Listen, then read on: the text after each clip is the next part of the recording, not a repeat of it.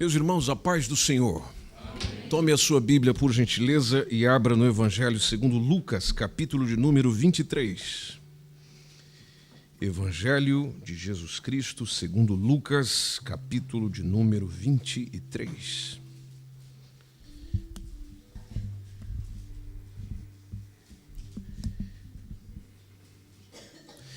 Evangelho de Jesus Cristo, segundo Lucas, capítulo 23. Olhe, por favor, para o versículo 33.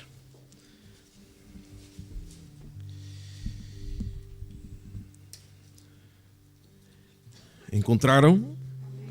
A palavra do Senhor nos diz assim: E quando chegaram ao lugar chamado A Caveira, ali o crucificaram, e aos malfeitores, um à direita e outro à esquerda.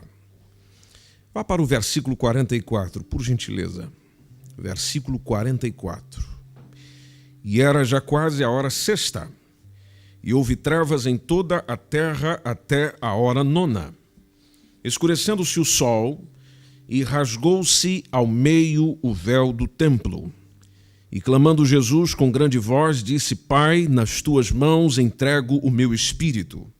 E havendo dito isso, expirou. E o centurião, vendo o que tinha acontecido, deu glória a Deus, dizendo: Na verdade, este homem era justo. E toda a multidão que se ajuntara a este espetáculo, vendo o que havia acontecido, voltava batendo nos peitos. E todos os seus conhecidos e as mulheres que juntamente o haviam seguido desde a Galileia estavam de longe vendo estas coisas. E eis que um homem por nome José, senador, homem de bem e justo, que não tinha consentido no conselho e nos atos dos outros, natural de Arimateia, cidade dos judeus, e que também esperava o reino de Deus, este, chegando a Pilatos, pediu o corpo de Jesus. E, havendo-o tirado, envolveu-o num lençol e pô-lo num sepulcro escavado numa penha, onde ninguém ainda havia sido posto. Amém. Pode tomar seu assento, por gentileza.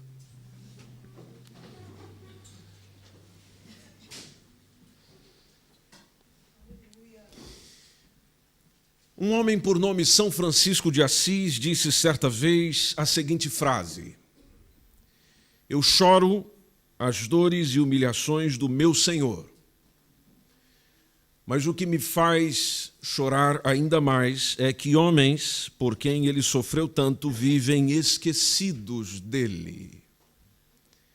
Todas as vezes que nós olhamos para qualquer relato que trata sobre a crucificação de Cristo, nós precisamos lembrar de que ele fez isso por mim. Ele passou pelo que passou a pensar em mim. Às vezes você pergunta por que é que Jesus morreu. A resposta para isto é simples. Jesus morreu para ligar o abismo que havia entre um Deus santo e uma raça pecaminosa que não podia salvar-se a si mesma. É por isso que a morte de Jesus é chamada de morte vicária. Vicário quer dizer substituto. Uma morte vicária é uma morte substitutiva. Ou seja, onde alguém morre naquele lugar ou no seu lugar para que você não seja morto. E esta morte vicária não foi um incidente histórico. Na verdade, esta morte de Jesus já está predita desde Gênesis, capítulo de número 3. Se você olhar a partir do versículo de número 15 do mesmo capítulo, vai perceber naquilo que é chamado pelos teólogos e pelos estudiosos da Bíblia de proto-evangelium, ou seja, o primeiro anúncio do Evangelho. Em Gênesis capítulo de número 3, versículo 15, o tema da salvação já está a aparecer neste texto. Neste texto é declarada a intenção de Deus mediante o pecado do homem, quando Deus diz que o descendente da mulher, ou a semente da mulher, conforme está no texto, esmagará a cabeça da serpente. Gênesis 3,15, aliás, desde o versículo 14, nós podemos ler quando nos diz o texto que então o Senhor Deus disse à serpente: Porquanto fizeste isto, maldita serás mais que toda fera, mais do que todos os animais do campo, sobre o teu ventre andarás, e pó comerás todos os dias da tua vida. E no verso 15, está, porém, inimizade entre ti e a mulher, entre a tua semente e a sua semente. Esta te ferirá a cabeça, e tu lhe ferirás o calcanhar. Os cristãos veem nesta mensagem a descendência da mulher, citada nesse texto, como uma referência ao Messias. O descendente da mulher sendo o Messias numa luta contra Satanás e a sua vitória final sobre as forças do mal. Perceba que a serpente referenciada neste texto não é o animal, não é a cobra que você conhece. Não. Serpente tem a ver com o diabo ou Satanás. É por isso que todas as vezes, quando lês no Novo Testamento a referência à serpente, o texto se refere sempre ao diabo e aos seus anjos. Com o passar do tempo, depois desta promessa, Deus escolheu o patriarca Abraão. Prometeu suscitar dele, dentre os seus descendentes, um redentor. Por isso que em Gênesis, capítulo de número 12, entre o versículo 1 e o versículo 3, está o texto dizendo do Senhor a Abrão, dizendo: sai da tua terra, sai da tua parentela, sai da casa de teu pai, para uma terra que eu te mostrarei. Eu far-te-ei uma grande nação, abençoar-te-ei, engrandecerei o teu nome, e tu serás uma bênção. No versículo de número 3 diz: abençoarei os que te abençoarem, amaldiçoarei os que te amaldiçoarem, e em ti serão benditas todas as famílias da terra. O apóstolo Paulo, no anseio de explicar isso aos irmãos numa igreja que estava em Colossos, escreveu na carta aos Tessalonicenses, aos Gálatas, melhor dizendo, a igreja que estava na Galácia, em Gálatas, no capítulo 3 e no versículo 16, quando ele diz: ora, as promessas feitas a Abraão e a sua descendência, não diz as descendências, como falando de muitas, mas como de uma só. E ele complementa o versículo dizendo: e a sua descendência é Cristo. Dentre as famílias da descendência de Abraão, precisamente dentre os filhos de Jacó, Deus escolheu um dos progenitores do Messias. Gênesis, no capítulo de número 49, versículo 10, tem a seguinte citação: onde o cetro, e o cetro é utilizado justamente pelo rei no contexto oriental, o cetro não se arredará de Judá, nem o legislador dentre os seus pés. Dentro da tribo de Judá é que veio Jesus Cristo, o Salvador prometido. E a morte deste mesmo Jesus Cristo, desse Salvador prometido, desde Gênesis 3,15, ela aconteceu segundo as Escrituras. Por isso que o texto de 1 Coríntios, no capítulo de número 15, versículo de número 3, Paulo deixou bem claro: porque primeiro vos entreguei o que também recebi, que Cristo morreu por nossos pecados, e ele complementa, segundo as Escrituras. A morte de Cristo já estava prevista no Antigo Testamento.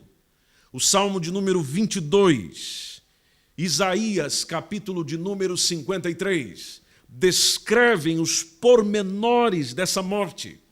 O Salmo de número 22 tem a expressão logo no versículo 1, dizendo: Deus meu, por que me desamparaste?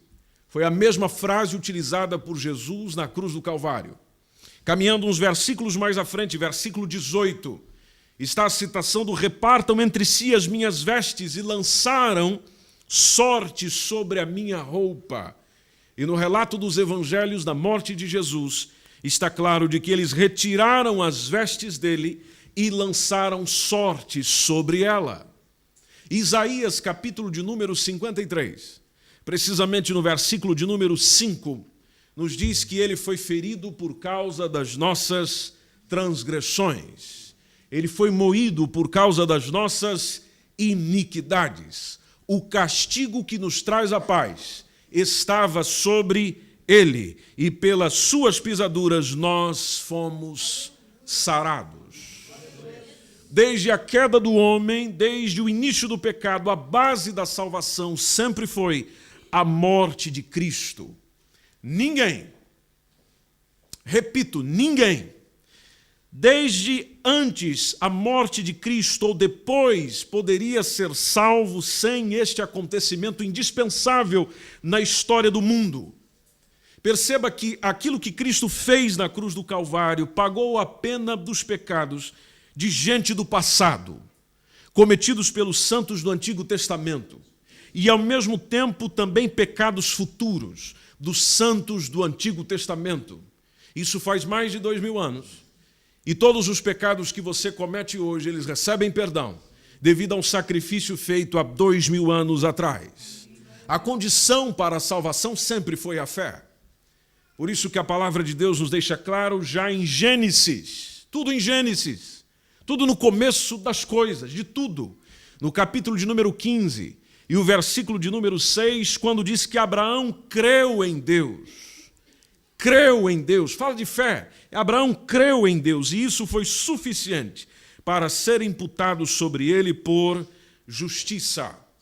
Se você já leu a Bíblia, percebeu que o sacrifício é o âmago da redenção, tanto no Antigo quanto no Novo Testamento. É por isso que você vê lá a figura de um cordeiro, ou de um cabrito, ou de um animal sendo sacrificado como parte do drama da salvação e da redenção. Nós podemos remontar isso, por exemplo, à Páscoa. Deus veria o sangue aspergido sobre o umbral da porta dos filhos de Israel e passaria por cima daqueles que tivessem aquela marca. No sacrifício do Antigo Testamento, quando o crente do Antigo Testamento colocava a sua mão sobre o sacrifício, sobre o animal, na cabeça do animal, o significado daquilo era mais do que simplesmente uma identificação. Ela estava dizendo, este é o meu sacrifício. É um substituto sacrificial, ou seja, eu estou sacrificando este animal em meu lugar. Por isso que em Levítico capítulo 17, versículo 11, o texto nos diz que o sangue é que fará expiação pela alma. E isso é confirmado no Novo Testamento, precisamente em Hebreus capítulo 9, versículo 22, quando diz que sem derramamento de sangue não há remissão. Outras versões dizem não há perdão. O sistema sacrificial do Velho Testamento, ele não tirava o pecado. Hebreus nos ensina isso. Se você perceber na sua Bíblia, no livro aos Hebreus, a partir do capítulo 9, entre o verso 11 e o verso 15, o escritor aos Hebreus coloca da seguinte forma: vindo Cristo, o sumo sacerdote dos bens futuros, por um maior amor, e mais por um maior e mais perfeito tabernáculo, não feito por mãos, isso é, não desta criação, nem por sangue de bodes e bezerros, mas pelo seu próprio sangue, entrou uma vez no santuário, havendo efetuado uma eterna redenção. Porque se o sangue de touros ou de bodes e a cinza de uma novilha esparzida sobre os imundos o santifica quanto à purificação da carne, quanto mais, olha a expressão de Hebreus, quanto mais o sangue de Cristo, que pelo Espírito Eterno se ofereceu a si mesmo imaculado a Deus, purificará as vossas consciências das obras mortas para servirdes ao Deus vivo. É por isso, e por isso ele é mediador de um novo testamento, para que, intervindo a morte para a remissão das transgressões que havia debaixo do primeiro testamento, os chamados recebam a promessa da herança eterna. Tudo que era feito naquele tempo era feito no tabernáculo, ou era feito no templo, e aquilo apontava para o dia em que o Filho de Deus verteria o seu sangue pela pecaminosa raça humana. E dentro dessa pecaminosa raça humana, lá está eu, lá está você. Hebreus capítulo 10, versículo de número 4, diz: porque é impossível que o sangue dos touros e dos bodes tire os pecados.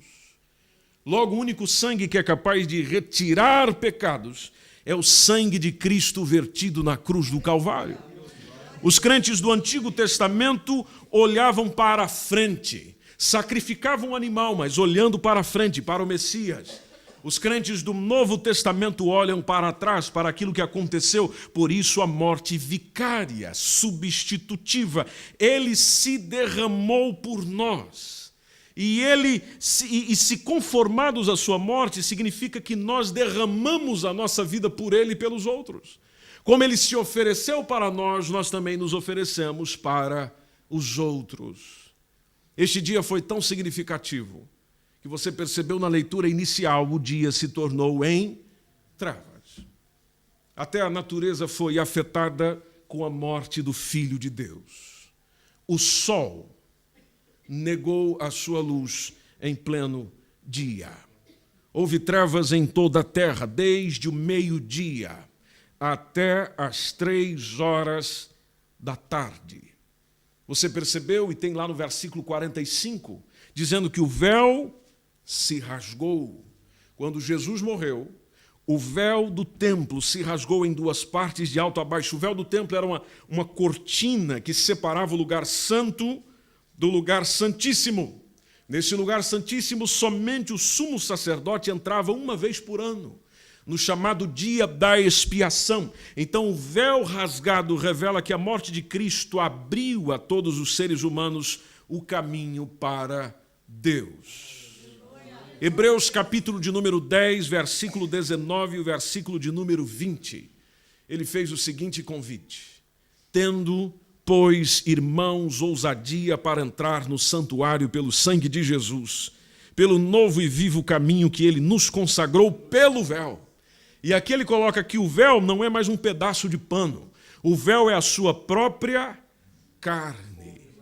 Jesus bradou aquele dia. O versículo 46, quando ele disse: Pai, nas tuas mãos eu entrego o meu espírito. Se nós olharmos para Marcos falou que Jesus só soltou um grande brado. Lucas, Mateus dizem que ele falou com grande voz. Lucas foi o único escritor que registrou essas últimas palavras de Jesus citadas antes de ele entregar o seu espírito. O brado dele na cruz quer dizer está consumado, ou seja, encerrou, acabou. Ele não estava simplesmente deixando alguém tirar a sua vida. Não, ninguém tirou a vida de Jesus, foi ele que entregou a sua vida por nós. Mesmo nós não sendo merecedores disso. Você leu sobre a reação do centurião, da multidão. A morte de Jesus foi um acontecimento ímpar. Lá estava o centurião que reconheceu haver crucificado não qualquer homem. Ele disse verdadeiramente, este homem era justo. A multidão que assistiu aquilo, ela voltou para casa, mas não voltou fazendo festa. O texto diz que eles voltaram batendo nos peitos. Estavam participando de um espetáculo de zombaria, porque enquanto Jesus estava na cruz do Calvário, as pessoas zombaram dele, as pessoas provocaram ele, as pessoas o instigaram a fazer alguma coisa. Era uma zombaria.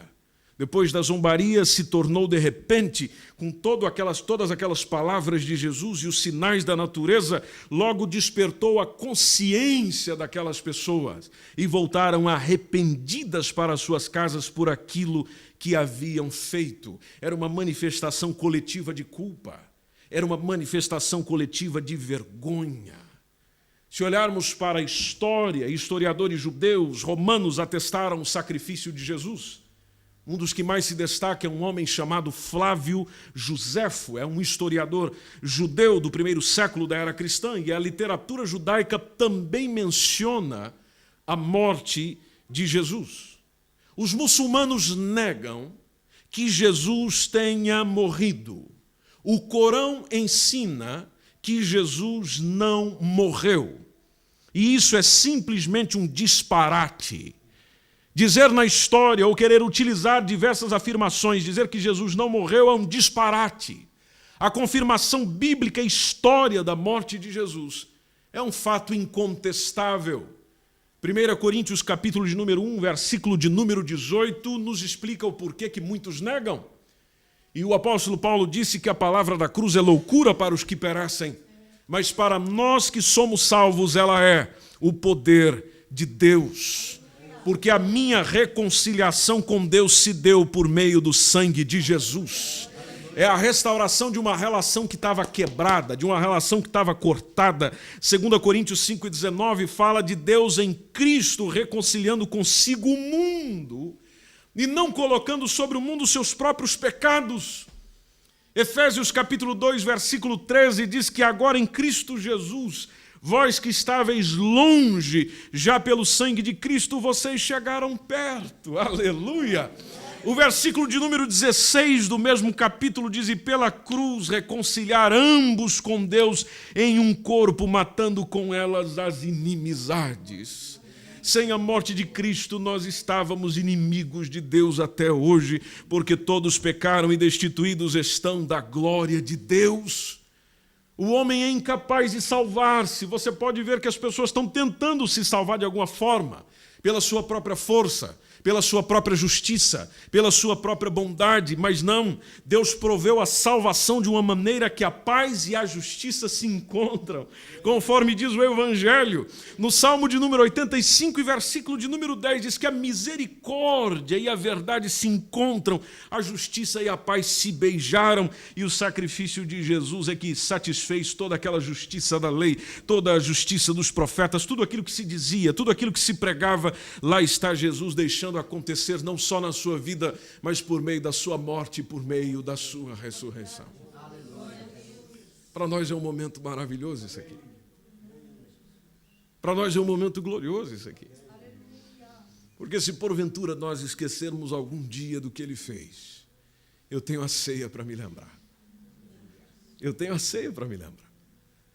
Jesus morreu por toda a humanidade, a fim de expiar diante de Deus todos os nossos pecados. O nascimento, a morte, a ressurreição de Jesus foram os acontecimentos mais importantes da história da humanidade.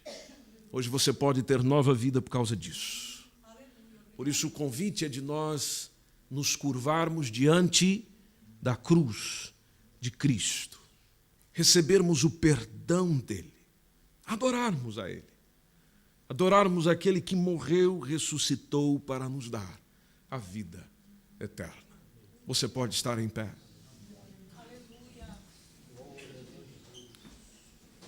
Tudo isso nos mostra o quanto nós somos especiais. Você é especial.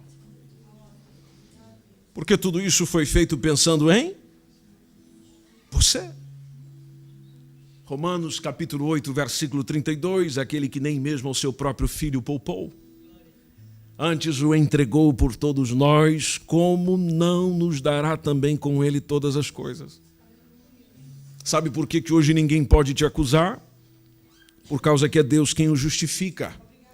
Quando é que Ele te justificou? Quando é que Ele te justificou? Na cruz do Calvário. É Deus quem justifica. Quem é que te condena? Não tem como condenar você, porque é Cristo quem morreu, ou antes quem ressuscitou dentre os mortos, está à direita de Deus e também intercede por nós. Como leu nosso irmão Antônio, quem é que vai nos separar do amor de Cristo? Não tem tribulação, não tem angústia, não tem perseguição, não tem fome, não tem nudez, não tem perigo, não tem espada. Hoje você pode dizer que é vitorioso, dizer que é mais do que vencedor em todas as coisas por aquele que lhe amou, por causa do que Ele fez na cruz do Calvário. Por causa do que Ele fez na cruz do Calvário é que nem a morte, nem a vida, nem os anjos, nem os principados, nem as potestades, nem o presente, nem o porvir, nem a altura, nem profundidade, nem qualquer outra criatura pode nos separar do amor de Deus que está em Cristo Jesus, o nosso Senhor. E tudo isso aconteceu, meu irmão e minha irmã, na cruz do Calvário. Para nós isso significa muito. Para nós isto significa muita coisa. Hoje você está aí tendo essa oportunidade tão boa, tão agradável de sentir a presença dEle. Por causa que o véu se rasgou. Você não depende de ninguém para chegar a Deus, a não ser de Jesus Cristo apenas. E por meio dele você tem caminho e livre acesso ao Pai Celestial. Tire pelo menos 2 minutinhos para adorar e orar ao Senhor, em ação de graças, isso que Ele fez por você. Aproveite essa oportunidade em nome de Jesus. Faça isso agora no nome do Senhor. Renda um tempo de louvor e de adoração ao Senhor por aquilo que Ele fez. Renda um tempo de agradecimento ao Senhor por aquilo que Ele realizou por você. Tire uns minutinhos para isso. Deixe algumas palavras fluírem da sua boca, nem que seja obrigado atrás de obrigado. Nem que seja eu te agradeço atrás de eu te agradeço. Mas dizer hoje eu tenho nova chance por causa do que Cristo fez na cruz do Calvário. Eu tenho amizade com Deus por causa do que Cristo fez na cruz do Calvário. Eu sou salvo por causa do que Cristo fez na cruz do Calvário. Eu posso cometer pecados terríveis, mas eu recebo perdão por causa do que Cristo fez na cruz do Calvário. Eu posso estar longe, mas Ele me traz para perto por causa daquilo que Ele fez na cruz do Calvário. Oh, aleluia, aleluia, aleluia. Somos libertos por causa daquilo que Ele fez na cruz do Calvário. Quando Ele vier, você vai para o céu por causa do que Ele fez na cruz do Calvário. Ninguém pode te acusar de nada por causa daquilo que Ele fez na cruz do Calvário. E como se isso ainda não fosse o suficiente, Ele não ficou dominado pela morte, Ele venceu a morte ressuscitando no terceiro dia, para que quando Ele vier você também seja ressuscitado e encontre com Ele nos ares, conforme diz a palavra de Deus. Tudo isso aconteceu por causa da cruz do Calvário.